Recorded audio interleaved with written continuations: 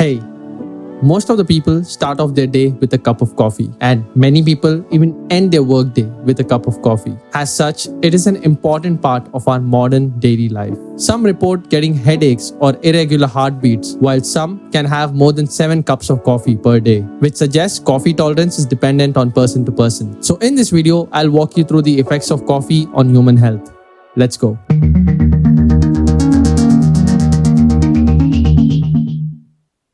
Caffeine is the most widely used psychoactive drug. Yes, psychoactive drug. And it's able to exert its biological effects on us by blocking the adenosine receptors. So adenosine is a neuromodulator that induces drowsiness in us. And caffeine kind of blocks this adenosine from binding with its receptors, thus creating that feeling of wakefulness. And this is what leads to the caffeine crash. So all this built up adenosine is going to rush and bind with those receptors, which leads you to feeling sleepy. In addition, the physiological effects of caffeine include acute elevation of blood pressure, increasing metabolic rate, and diuresis. Moderate caffeine intake, which is roughly 2 to 3 cups or 300 mg per day, is not associated with any adverse effects, such as cardiovascular stimulatory effects or behavioral changes, at least in healthy adults. However, caffeine is not completely harmless. Pregnant women should completely avoid caffeine because caffeine passes through the placenta and it can reach similar concentration in the mother and the fetus, which can cause spontaneous abortion or impaired fetal growth.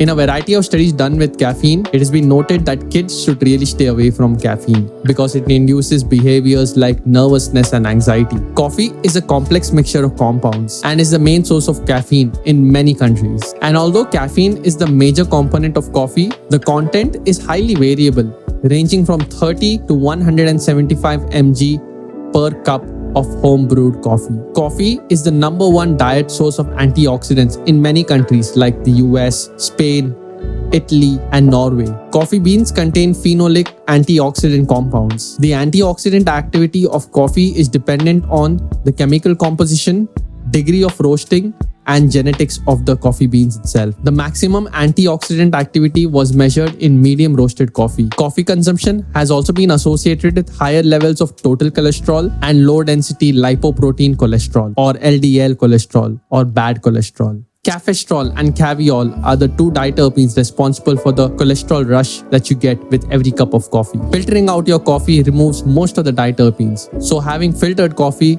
results in very little increase of total cholesterol. Coffee consumption was consistently associated with lower risk of mortality from all heart-related diseases, provided that you stay in the limit of 3 cups per day. Coffee is known to disrupt sleep and inhibit sleep cycles. Coffee has a half-life of 5 to 6 hours, which means after 5 to 6 hours of having your last cup of coffee, you're going to still have half of the amount of caffeine that was present in that cup of coffee. For this reason, it's best that you have your last cup of coffee before 12 p.m., which gives your body enough time to break down the coffee and get it out of the system till you get to bed.